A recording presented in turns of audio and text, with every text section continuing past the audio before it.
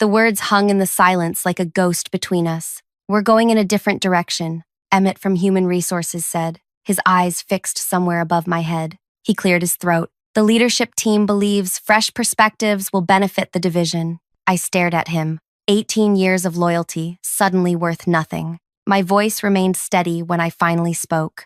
And who exactly is taking over my position? Melody Jenkins. She started with us last month in market research. The floor seemed to tilt beneath me. The 20-something, who's been here 4 weeks? 28, Emmett corrected, as if that made it better. She has an impressive educational background and brings innovative thinking that aligns with our new strategic vision. I laughed, a sharp, bitter sound that made him flinch. Innovative thinking? I built this division from nothing. Our client retention rate is 98%. What exactly needs innovation? This isn't a performance issue, Renata. He slid a folder across the desk. We're transitioning you to senior advisor. You'll keep your benefits package. We value your institutional knowledge. Institutional knowledge. The words tasted like vinegar. That's what you call 18 years of relationships I've built? The crisis I handled when our biggest client nearly walked? The nights and weekends I missed with my daughter to keep this place running? Emmett's expression remained blank. Professional, practiced. Your new workspace has been prepared. You can move your things today. The next morning, I watched Melody settle into my chair, her manicured fingers trailing along the desk edge as she arranged her belongings. A potted succulent, a framed certificate from her recent MBA program, a motivational calendar. My new workspace sat in the corner, half the size of my old office, with a view of the building's ventilation system instead of the river. The plate on my door reading Division Director had already been changed to Senior Advisor before I'd even arrived. The team meeting started at 9. My team, my people. They filed into the conference room, avoiding my eyes, shoulders hunched with the awkwardness of collective betrayal. Melody stood at the head of the table, my spot, her youth painfully obvious in her nervous posture. Good morning, everyone. Her voice was too bright, too eager. I'm so excited to be leading this amazing team. I've been reviewing our client portfolio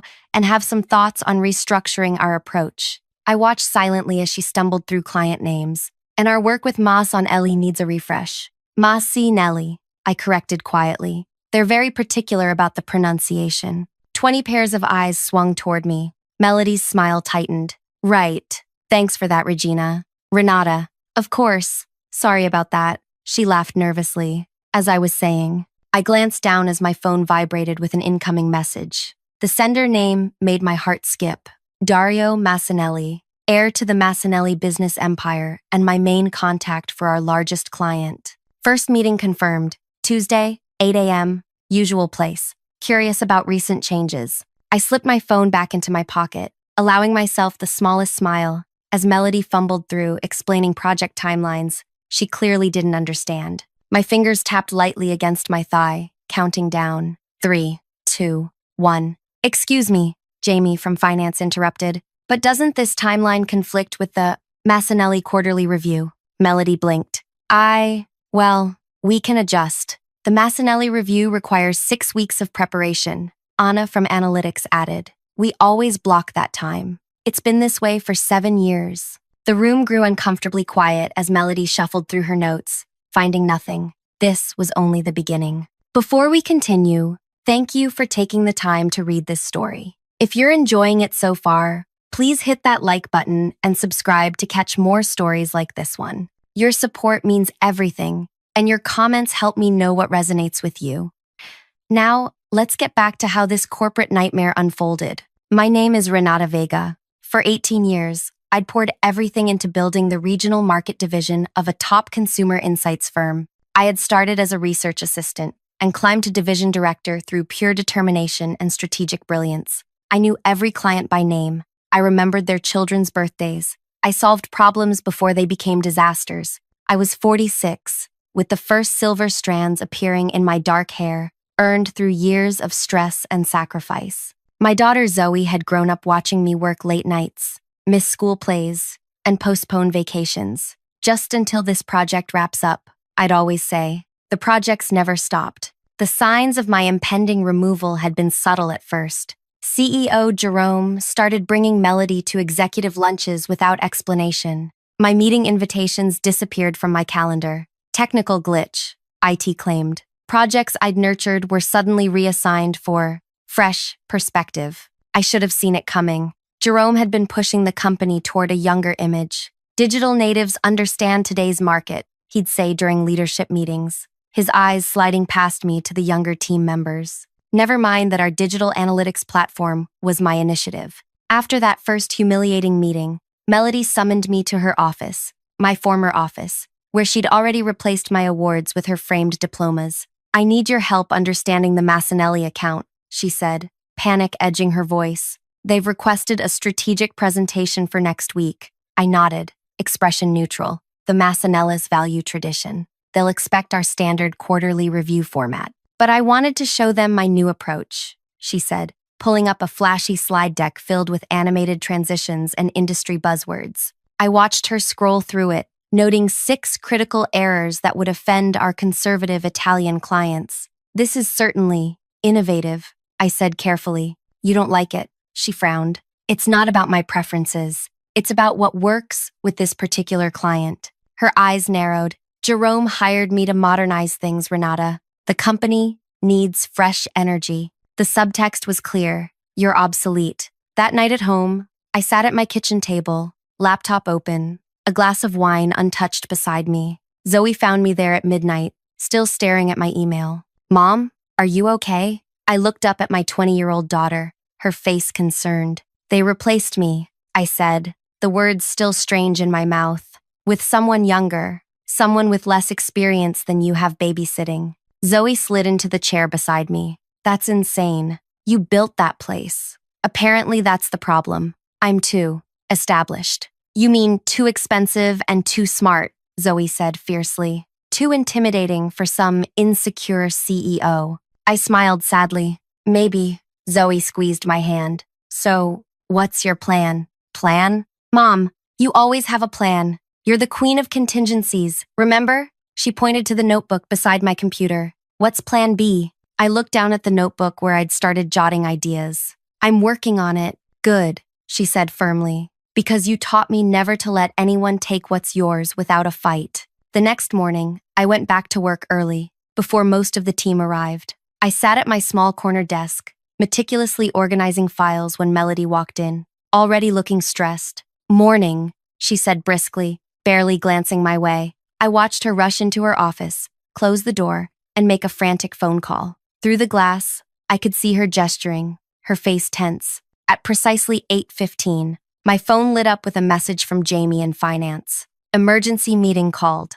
Massanelli threatening to pull account after receiving Melody's new proposal." I tucked my phone away and waited. 3 minutes later, Jerome himself appeared, walking briskly toward Melody's office. "Where's the Massanelli file?" he demanded loudly enough for me to hear. I continued quietly sorting papers, pretending not to notice the crisis unfolding. By 8:30, Jerome emerged from Melody's office and headed straight for my desk. "Renata," he said, his businessman smile firmly in place, "we need your expertise on a sensitive matter." I looked up, expression mild. "How can I help?"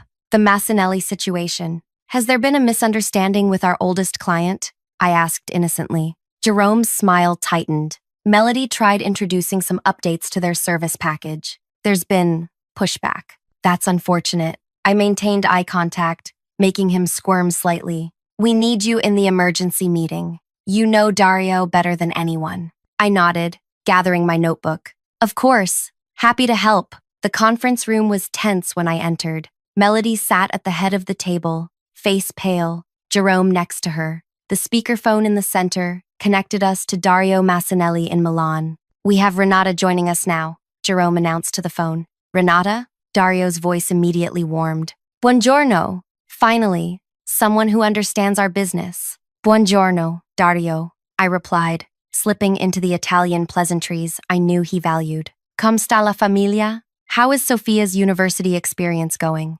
"Brillante. She loves Oxford." "She was just asking about your Zoe." I could feel Melody staring at me as I navigated the conversation with ease, gently steering Dario back to his concerns, explaining the miscommunication about his account, and assuring him that his preferred approach would remain unchanged. By the call's end, Dario was laughing. This is why we trust you, Renata. You understand the value of relationship, of history. After we disconnected, Jerome cleared his throat. Excellent work, Renata. This is exactly why we value you as an advisor. I smiled pleasantly, happy to help. If there's nothing else, I should get back to my transitional duties. As I walked out, I felt Melody's eyes burning into my back. The first move in a long game had been made. What she didn't know, what none of them knew, was that I'd been planning for this possibility for years. Because in this industry, the biggest mistake anyone can make is believing job titles matter more than relationships.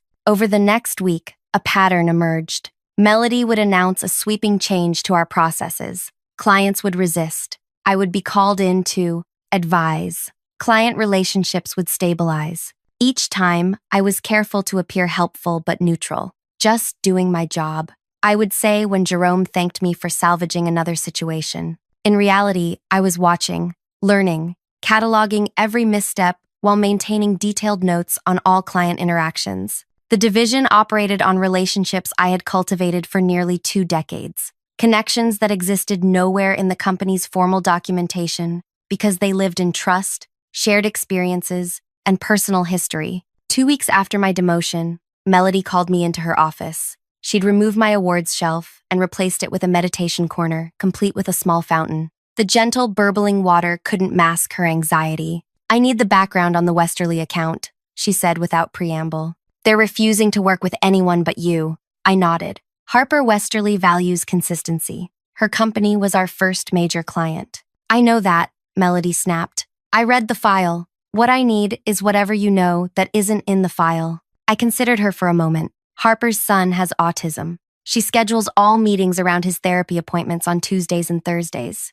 She never takes calls between 2 and 4 p.m. She prefers data presented visually, needs time to process information before decisions, and values honesty above all else. Melody scribbled notes frantically. Why isn't any of this documented? It's personal information shared over 15 years of building trust. Not everything belongs in a database. Her eyes narrowed. You've been intentionally keeping information to yourself to make you indispensable. The accusation hung between us. I maintained eye contact, voice even. I've been building relationships the way this business requires. The information has always been available to anyone who asked. Well, I'm asking now, she said, sliding a legal pad across the desk. Write down everything about every client, everything you know that others don't. I took the pad, of course, happy to help with the transition. That evening, I called Harper Westerly from my personal phone. They've got that child running your division?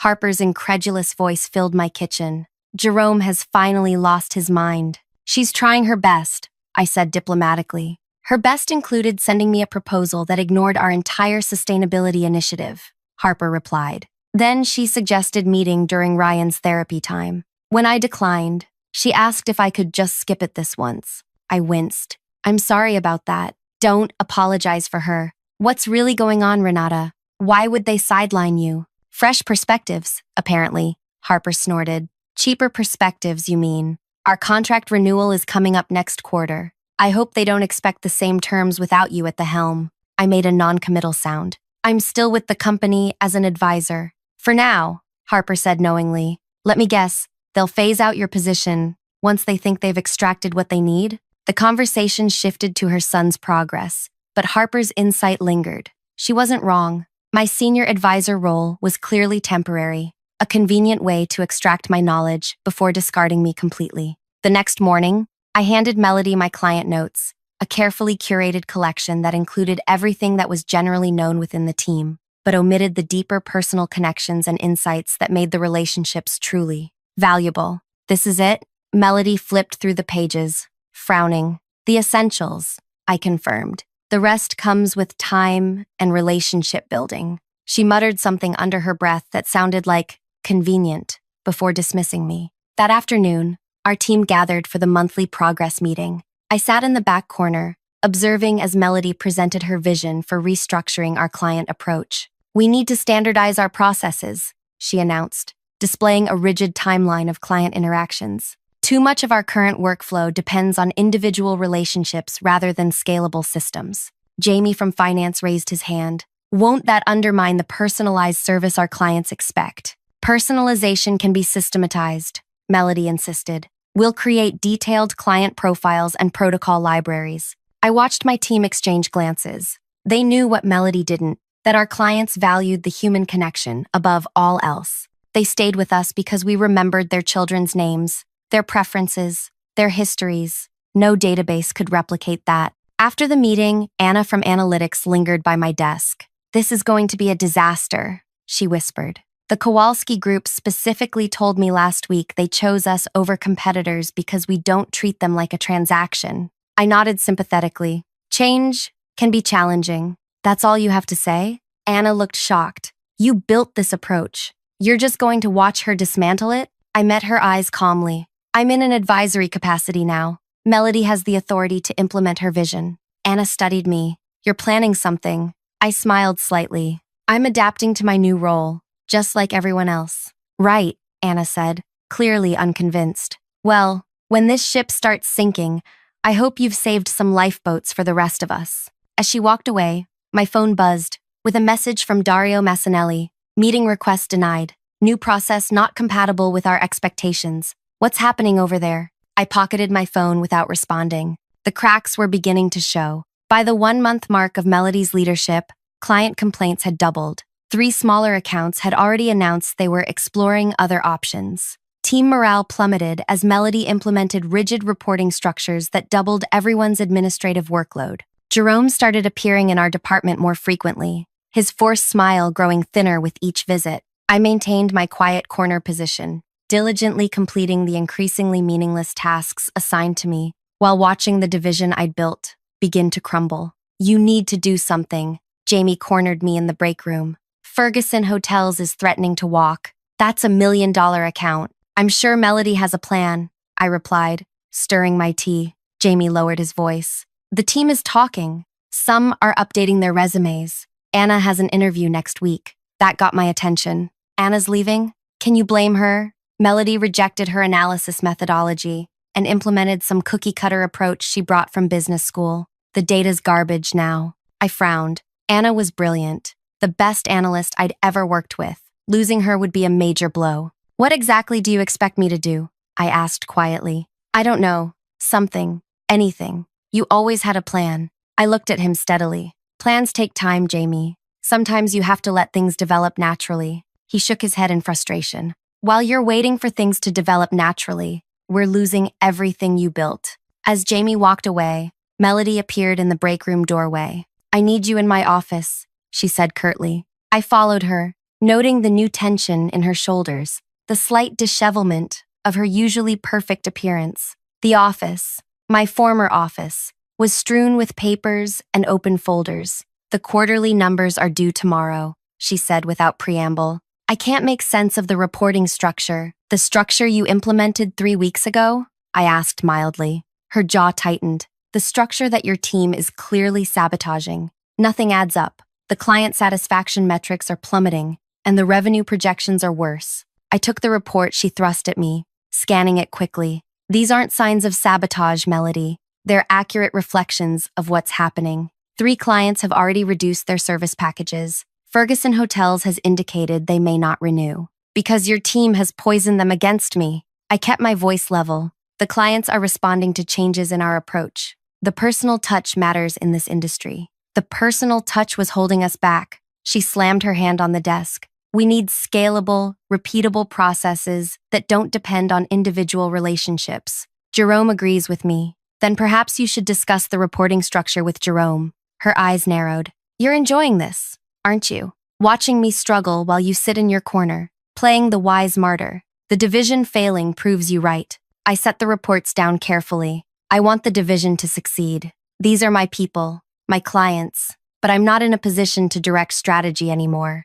"Then help me fix this," she demanded. I studied her for a moment. "What exactly are you asking?" "And take over the quarterly report. Make it make sense. Show me how to present these numbers without Jerome firing me on the spot." And there it was, the leverage point I'd been waiting for. I nodded slowly. "I'll need access to all the client files again, and I'd like Anna pulled off her current project to assist me." Melody hesitated, then nodded tersely. "Fine." Whatever it takes. The presentation is at 10 a.m. tomorrow. As I left her office, I allowed myself a small smile. The chess pieces were moving exactly as anticipated. What Melody didn't realize was that I wasn't playing to win back my old position. I was playing a much longer game. That night, I worked late in the office, long after everyone else had left. With my temporarily restored access, I compiled a comprehensive analysis of division performance, before and after Melody's arrival. The numbers told a stark story that no amount of creative presentation could disguise.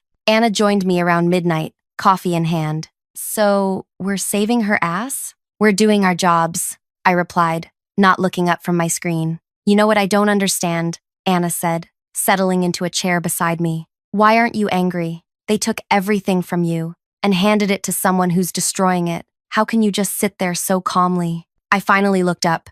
"Who says I'm not angry?" Anna studied my face. "You're plotting something." "I'm responding strategically to changing circumstances." A slow smile spread across Anna's face. "The quarterly numbers are really bad, aren't they?" "They reflect reality," I said carefully. "And no amount of presentation magic can hide that." I nodded. "Exactly." Anna's eyes widened slightly. "You're letting her fail spectacularly in front of Jerome and the executive team." "I'm helping her present accurate information in a clear format." We worked through the night, creating a presentation that was meticulously accurate, beautifully designed, and absolutely devastating in its clarity. There would be no hiding from these numbers. As dawn broke, Anna looked over our finished work and whistled softly. "This is either going to get you your job back or get you fired completely." I saved the file and sent it to Melody. "Perhaps. But sometimes you have to be willing to risk everything to gain anything worthwhile." What I didn't tell Anna was that the presentation was just one small move in a much larger strategy. A strategy that had been set in motion the very day Jerome had first brought Melody to an executive lunch 3 months earlier. The quarterly presentation unfolded exactly as I anticipated. Melody stood before the executive team, clicking through the meticulously crafted slides Anna and I had prepared. Each graph told the story of a division in rapid decline. Client satisfaction fallen by 37%, new business acquisition down 42%, team productivity metrics showing alarming downward trends. "As you can see," Melody said, her voice growing smaller with each slide, "we're experiencing some transitional challenges." Jerome's face had transformed from mild concern to barely contained fury. "Transitional challenges? This is a nosedive, Melody. What exactly is your plan to reverse it?" She glanced desperately in my direction, where I sat quietly against the wall. I kept my expression neutral, offering neither rescue nor satisfaction. "I've developed a new client engagement framework," she began, pulling up a slide I'd never seen before. "By standardizing our approach across all accounts." "Standardizing?" Victoria, from the executive board, interrupted. "Our competitive advantage has always been customization." "Yes, but customization isn't scalable," Melody argued. "Growth is irrelevant if we're losing existing accounts," Jerome cut in. "Ferguson Hotels is worth $3 million annually. I received a call yesterday saying they're reviewing their options." The room fell silent. Melody's hands trembled slightly as she gripped the presentation remote. "Perhaps Renata has some insights," Victoria suggested, turning toward me, given her history with these accounts. All eyes shifted to my corner. I straightened slightly. "The relationships with our key clients have been built over many years. They value consistency and personal connection. Rapid changes can be unsettling for them." "That's putting it mildly," Jerome muttered. "This is a disaster." Melody's face flushed. "I was brought in to modernize the division. You said we needed fresh perspectives." "Fresh perspectives. Yes. Complete dismantling." "No." Jerome closed his laptop with a snap. "We need immediate damage control. Renata, can the Ferguson account be salvaged?" I paused, letting the question linger just long enough. "Possibly. Damian Ferguson and I have a strong working relationship. I could reach out personally." Jerome nodded briskly. "Do it, today, and review all at-risk accounts." He turned to Melody. "We'll discuss your role after this crisis is contained." As the meeting dispersed, Melody cornered me in the hallway, her voice a harsh whisper. "You set me up. That presentation was designed to make me look incompetent." I met her gaze calmly. The presentation showed accurate data. Nothing more, nothing less. "You're enjoying this, aren't you?" watching me fail so you can swoop in and save the day. I kept my voice low. I didn't create this situation, Melody. I'm simply responding to it. Her eyes narrowed. This isn't over. I watched her storm away, knowing she was right. This wasn't over, but not in the way she imagined. Back at my desk, I made the call to Damian Ferguson. His gruff voice answered on the second ring. Renata, about time. What the hell is happening over there? Growth pains? I replied smoothly. Nothing that can't be addressed. Your replacement suggested we eliminate the sustainability reporting that's central to our brand identity, he said, then pitched a standardized approach that completely ignores our unique market position. A misunderstanding. I'd like to meet to discuss your concerns personally, he grunted.